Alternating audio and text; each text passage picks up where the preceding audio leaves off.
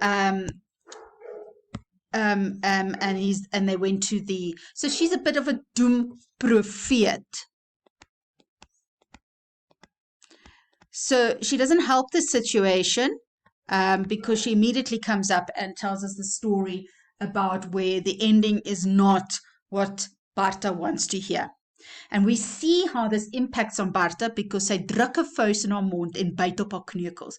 She puts her fist in her mouth and she bites on her knuckles. So it's as if someone is like about to cry or scream and worried. Ek sê vir julle, die kind is nie weg nie. Loop kyk weer in julle huise. Almal van julle. Kyk onder elke katel en oralste. Elias continues to say that the child is not away and that everyone needs to go and look everywhere, under every bed, under everything, to go and try and find them.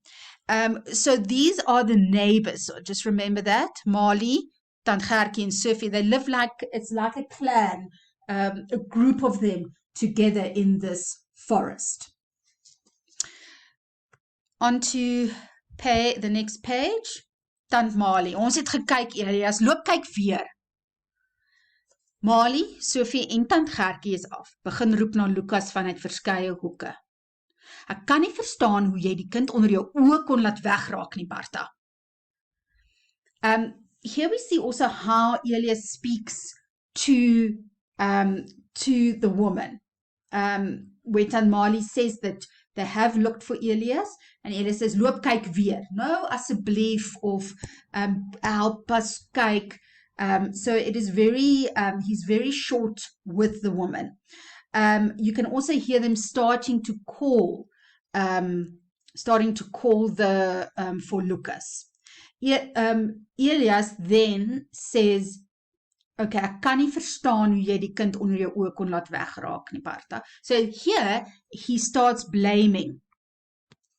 He blames Bartha, blameer. Bartha's response is, ek het met die vuur gesukkel. So, is he completely blameless? No, because she struggled with the fire to make the food, and she's trying to now excuse what she's doing. And it's because it is damp that she can't start the fire. Die kind is nie weg nie. Geroep weer galm deur die bos, Tant Gertjie op. So geroep weer galm, so everyone is now calling for Lucas. Dis die mis wat maak dat ons nie hoor nie, tante. So the mist is making it difficult for people to hear. Elias, Anna moet die mans loop roep om te kom help soek voor dit te laat word. So Tant Gertjie says, no, let Anna go and call the other men, because obviously these men are now getting wood and chopping logs somewhere so that they can start looking. Die kind is nie weg nie, julle jaag spooke op. So this is a saying to say that you are bringing up all the bad things, and you mustn't say it that he's lost. He still believes that the child is not gone. Tant Gertjie, die kind is weg. Ek kan dit nie glo nie. 'n Kind, Elias, is nes 'n skilpad. Jy dink nog hy stadig, dan sy weg. Anna moet die mans loop roep. Ek sal self gaan. Nee. Bartha gaan jou nodig kry. Anna sal loop. Sy ken die voetpaaie en sy weet wat om te maak as die groot voete langs die pad is. So Tant Gertjie is absolutely sure that the child is gone. En sy sê die kind is weg. And Elias still says you can't believe it. And Gertjie says, listen, Elias, this child is like a tortoise. You think it's slow, and when you look again, they're gone, because they do move fast, and they're quiet and silent. And she says, Anna must go and call the men. Elias says, he'll go. He says, no, you stay with Bartha, because she's going to need it. Anna knows the footpaaie, so she knows all the paths in the forest and where to find the men. And she also knows what to do when the elephants come. Ons hoor hoe hulle na Lucas roep, ligte op binne in die huis. Mense kom in en staan oral rond. Party eet en drink. Die laaste wat ek vir Lucas gesien het, was op die hoek van die huis, toe ma vir hom 'n patat gegee het. Hy het dit gestaan en eet.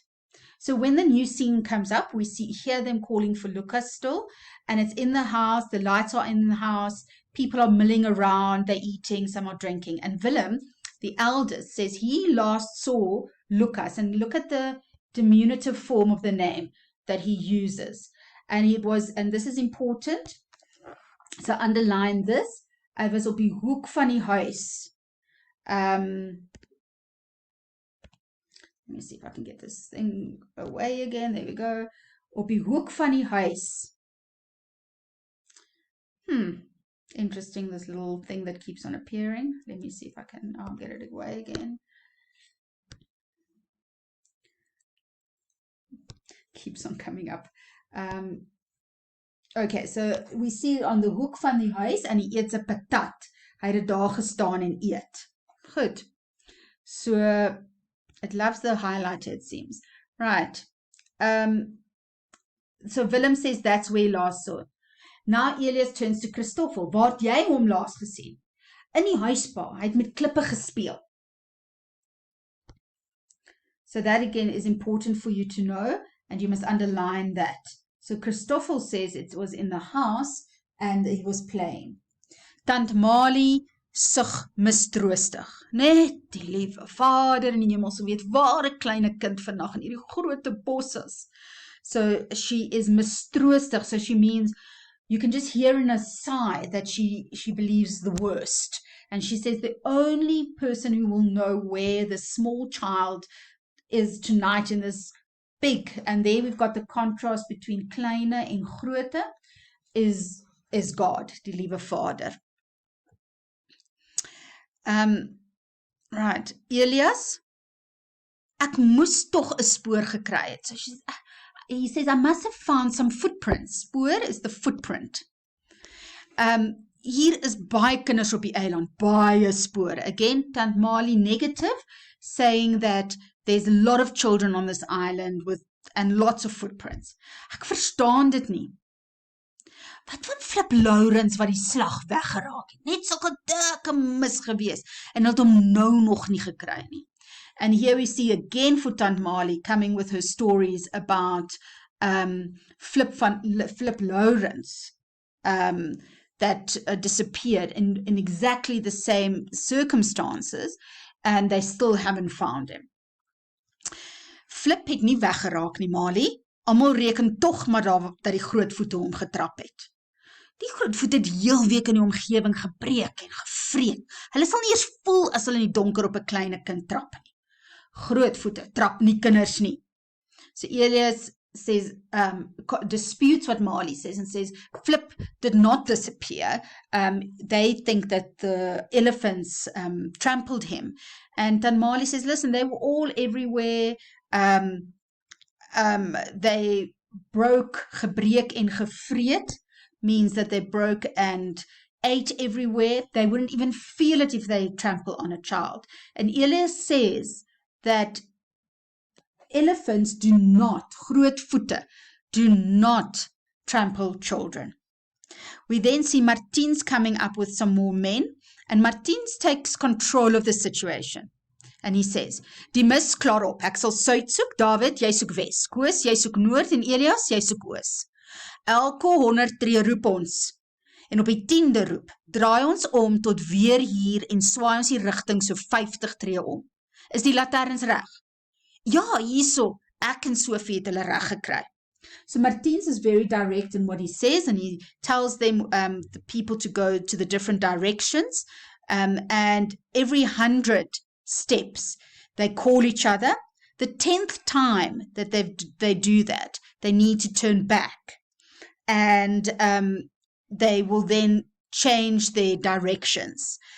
So the reason why they do that is to keep in contact with each other, because remember, although he says the mist is clearing, that it is still it's starting to become dark, and he asks if the lanterns are ready, and Mali says yes, her and Sophie got the lanterns right. So lanterns word uitgedeel en opgesteek. Tant Gertjie, wat van die groot voete? Die naastes is in Guna se bos. Ons kan met gerusheid soek. So she asks what happened. So they're very aware of the elephants and where they are. And David says, now he's one of those that are looking. Remember, he is going to go west. David says the nearest are in Gunas se bos. And that must be further away because he says we can look for him in peace. Almal beweeg uit met die lanterns en ons hoor die roepe uit verskillende dele van die bos. Doof daglig stadig op. Een na die ander kom hulle terug. So we see them moving out, we hear them calling, and slowly on the stage, daylight breaks and they're coming back. And then there is a narrator. So die stem op die band, that is the narrator. And this is now this foretells what is happening. Op die 8ste dag, so it means they have been looking for 8 days. Lucas steeds nie gevind nie, so they still haven't found it after the 8th day. The constable comes and he says, manne, ek is bevrees dat julle so moet aanvaar dat die kind teen die tyd nie meer kan leef nie. Martiens, hy kan nie meer leef nie. So he says, listen, by the 8th day, you need to accept. Aanvaar is accept. Accept that the child is not alive anymore. Kan nie meer leef nie. And Martiens says that as well. Then we see Barta. She stands between Sophie and Marley. And she looks older. She looks worn out. And she wears landverkleer. So that is black clothes, swart klere. And she's supported by Sophie and Marley. Elias just drops his head and moves it from side to side, and we can hear guitar music. Then the narrator says, and this is also important, so underline this aspect, 7 maande later. So now 8 days passed since his disappearance, and now it's 7 months later.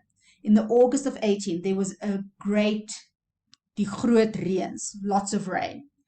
And then there was a game, a forest ranger. This is a forest ranger.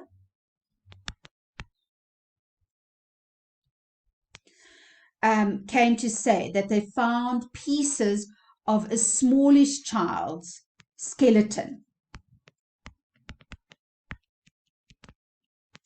And that was next to the Guna rivier. But this last sentence is important. This last sentence is important.